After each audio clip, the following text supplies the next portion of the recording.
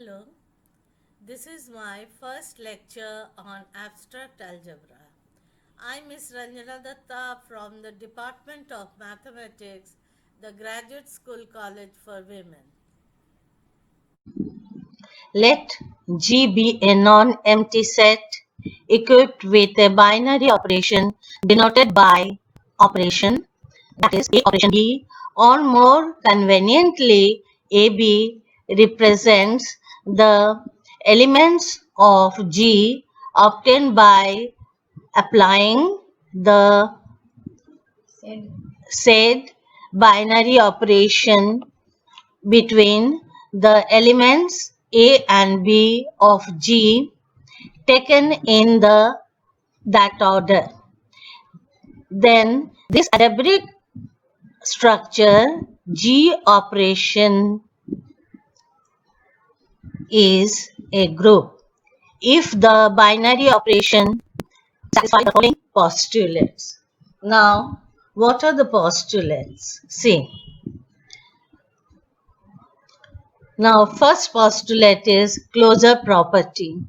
That is, if A and B belongs to G, A operation B also belongs to G for every A and B belongs to G.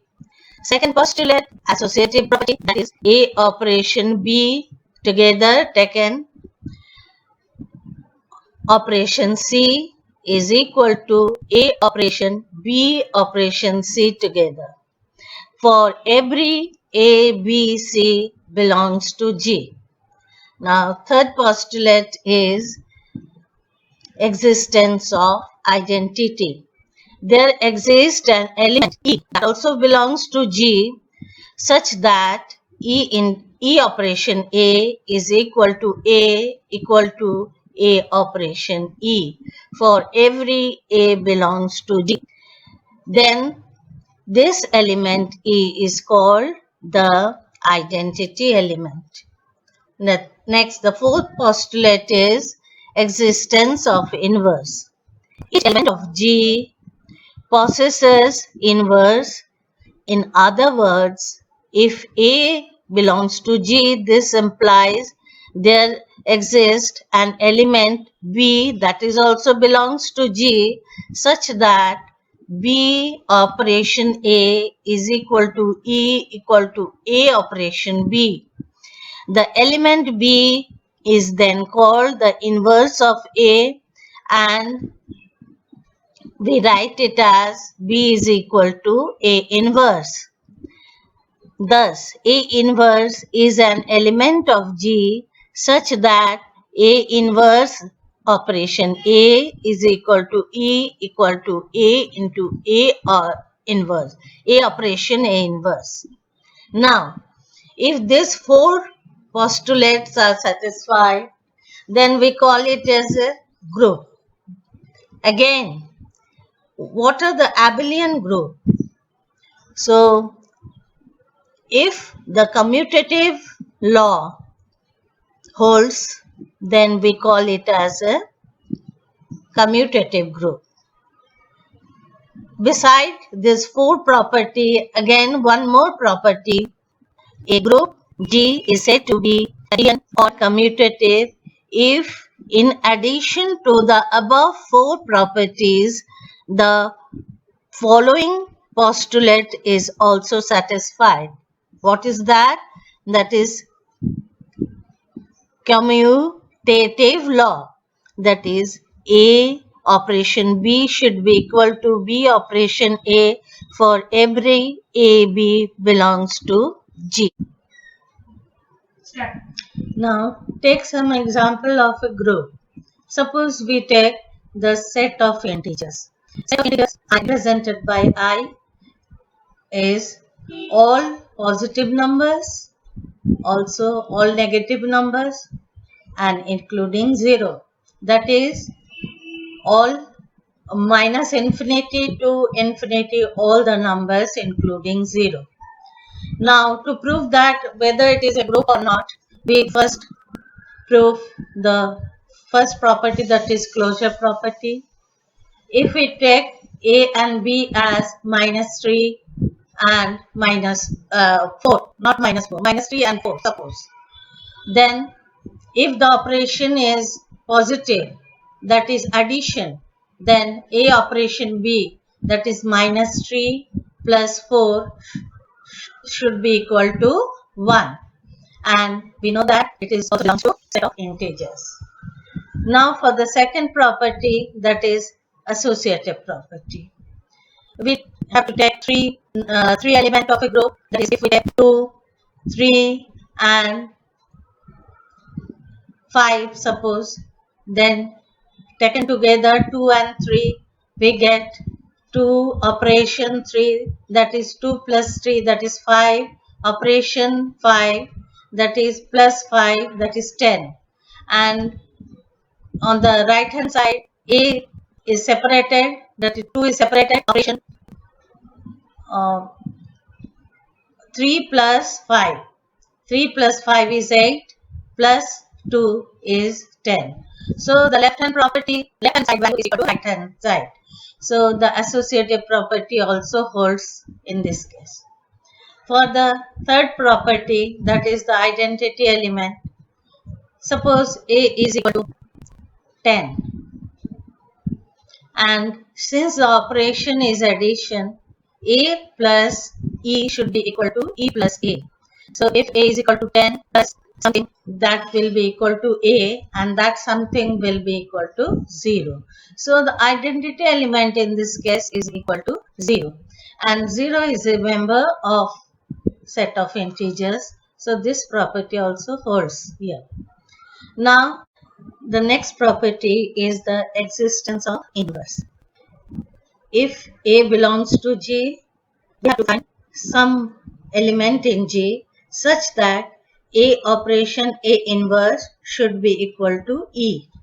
If A is 10, operation A inverse something we have to put so that this becomes equal to E. And we know E is, in this case, is 0.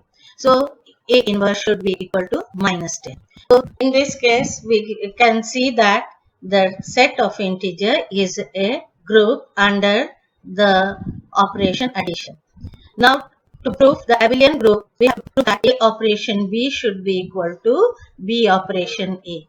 If A is 2 and B is 3, then A operation B is 5 and B operation A equal to 3 plus 2 equal to 5. So A plus B is equal to B plus A in this case. So the abelian property also holds. Hence, the set of integer is a group under the operation addition. Now, we take another example. If we take the set of integers, but here the operation is multiplication, then for any two members A and B in group set of integers, then A into B should be also a member of G. This holds. AB belongs to G. For each AB belongs to G, A into B also belongs to G. Now the second property is associative property. A into B into C taken together should be equal to A into B taken together into C. This property also holds for multiplication of integers.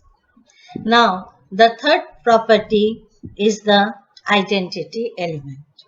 That is, some A into something should be equal to something into A is equal to A. And naturally this number, if we multiply here, in multiplication the identity element is 1.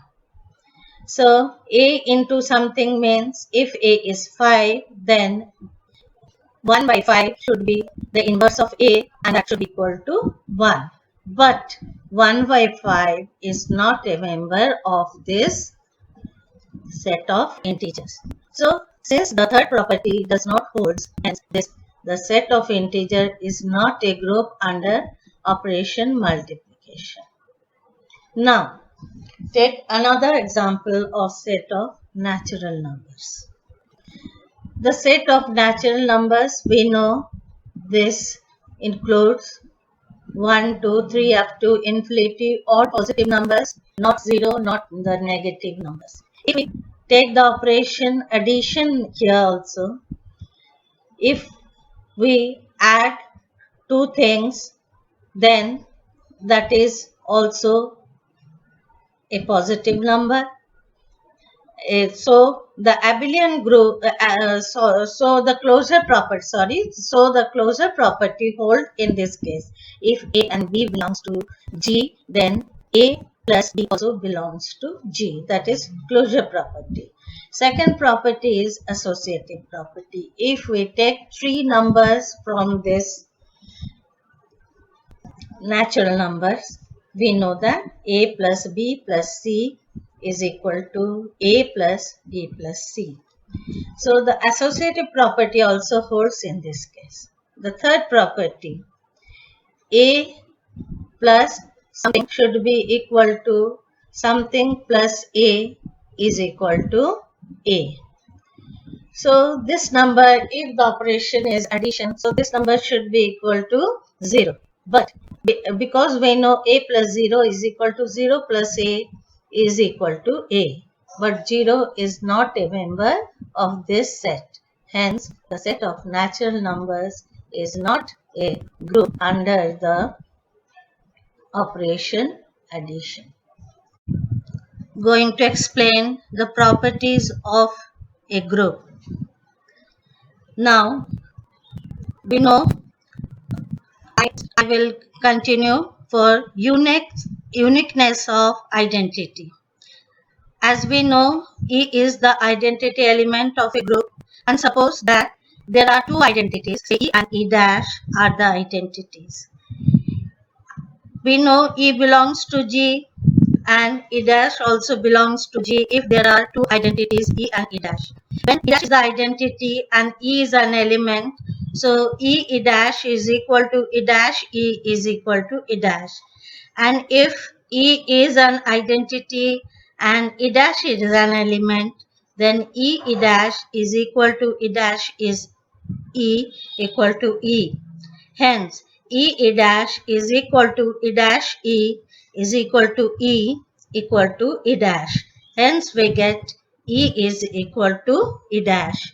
So, E and E dash, we have taken two different identities, but we proved that E should be equal to E dash. So, identity of an element of a group is unique. Now, we are going to prove uniqueness of inverse. Suppose A belongs to G and E is an identity element of G. Let B and C are two inverses of this group. Since B is the inverse of A, so BA is equal to E equal to AB. And C is also inverse of A, then CA is equal to E equal to AC. Now, B within bracket AC can be written as BE is equal to B. Similarly, BA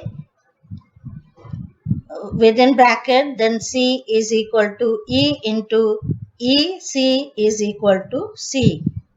And BSC is equal to BAC.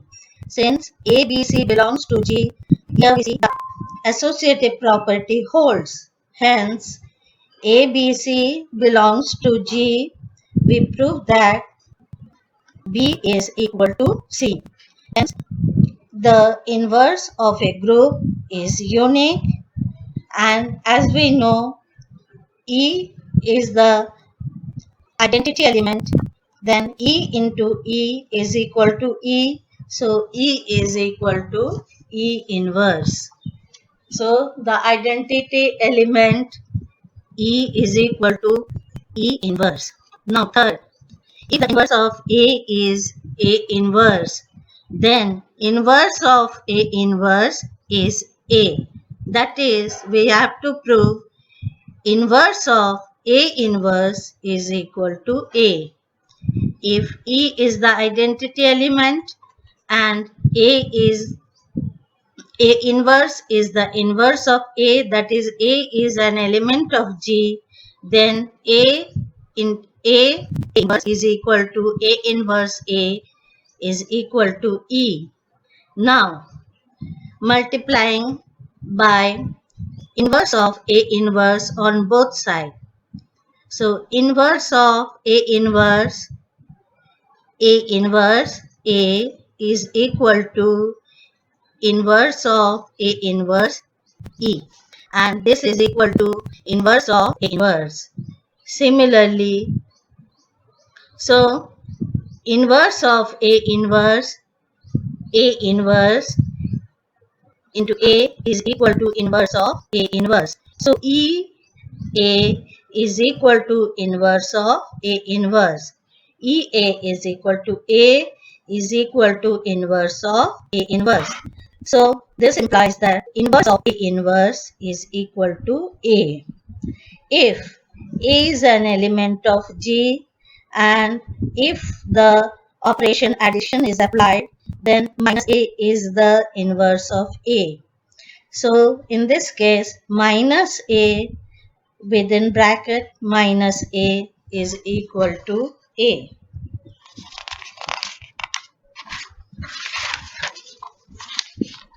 Now the fourth property, that is we have to prove that AB whole inverse is equal to B inverse A inverse. Let us suppose that AB belongs to G. Since A belongs to G, A inverse also belongs to G. B belongs to G, that means B inverse also belongs to G. And we know that A inverse A is equal to E is equal to A inverse.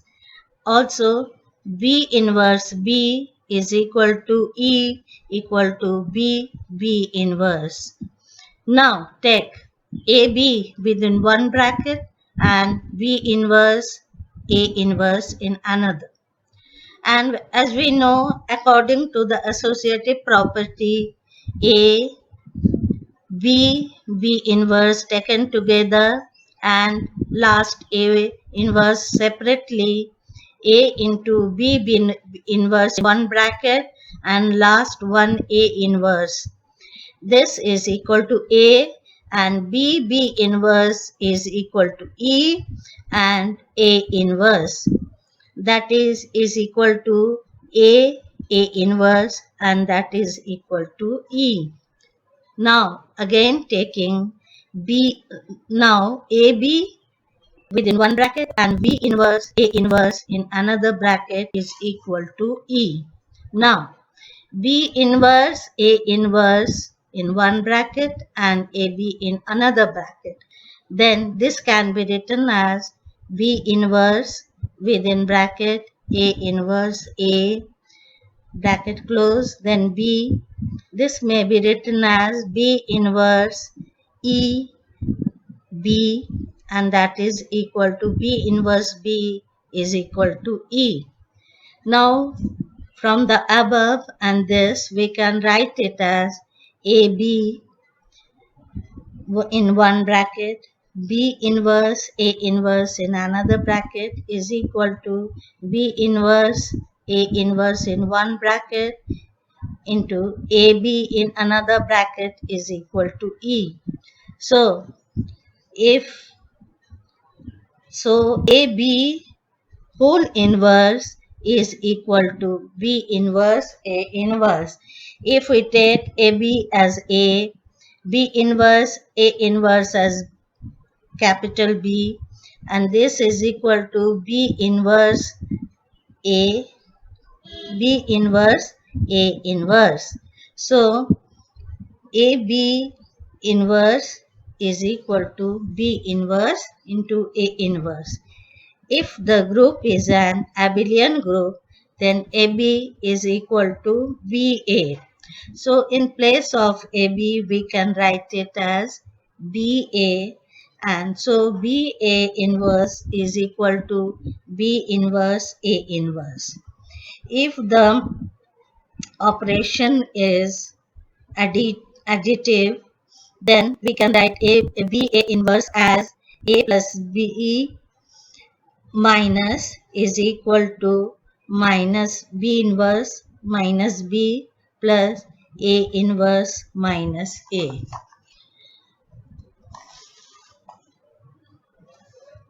Now we are going to study the cancellation laws for a group.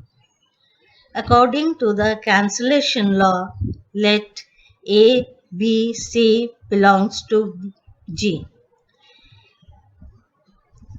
That is, AB is equal to AC. This implies that B is equal to C. This is left cancellation law. And BA equal to CA implies that B is equal to C. That is called right cancellation law. If A belongs to G, this implies that A inverse also belongs to G. That is, A inverse A is equal to A inverse is equal to E, where E is the identity element. Now, according to the given portion, it is given that AB is equal to AC. Multiplying both sides by A inverse, we can write it as A inverse into AB is equal to A inverse within bracket AC. Now, using the associative property, we can shift the brackets. So we can write it as A inverse A in one bracket, then B is equal to A inverse A in one bracket into C. So this can be A inverse A is equal to E. So EB can be written as EC. So EB is equal to B and EC is equal to C because E is the identity element. So we started from AB equal to AC and we get the value B equal to C. This is called left cancellation law. Now for the right cancellation law, we take BA is equal to CA. Now we know multiplying both sides on the right side by A inverse, we can write it as BA in one bracket, then A inverse is equal to CA into A inverse.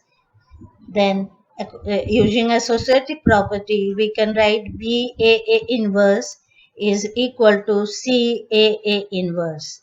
And we know A inverse in a group is equal to E. So B into E equal to C into E is equal to, then we get B is equal to C. So when BA equal to CA, we can come to the conclusion that B is equal to C. This is known as the right cancellation law. Now the question is, if A and B are any two element of a group G, then the equation Ax equal to B and Ya equal to B have a solution in G, unique solution in G. Now let A belongs to G. A belongs to G, that means A inverse also belongs to G, so that A inverse is equal to A inverse A is equal to E. Now A belongs to G, and if B is also belongs to G, that means B inverse also belongs to G. So A inverse belongs to G and B belongs to G, that means A inverse B also belongs to G. So according to the closure property. Now the equation is Ax is equal to B. Now A, in place of X, we can write A inverse B, and using associative property, we can write it as A inverse into B. And we know A inverse is equal to E and B is equal to B. Then A inverse B, this is satisfied, that is AX equal to B, where we put X is equal to A inverse B. So A inverse B is a solution of the equation AX is equal to B. Now to show that the uniqueness of this theorem, let x equal to x1 and x equal to x2 are two solutions of this equation. Now, if x1 is a solution, then ax1 is equal to b and ax2 also equal to b. Right hand side, both are in the same, so ax1 is equal to ax2, and using the left cancellation law we can say that x1 is equal to x2. So if we take the solutions are different, then we can prove that the solution is unique. Hence the solution is unique. Now to prove the equation ya is equal to b, let A and B belongs to G. That means B A inverse also belongs to G. Now taking B A inverse into A is equal to B. That is B A inverse A is equal to B. That is B that is equal to B. That is Ya equal to B, then y is equal to BA inverse is a solution of this equation. Now to prove the uniqueness of this solution, we can write it as y1 and y2 are the two solutions. Then y1a is equal to b and y2a is equal to b. Using left cancellation law, we can say that, right cancellation law, we can say that y1 is equal to y2. So the solution is unique, we can prove. So student, today this much only. Thank you.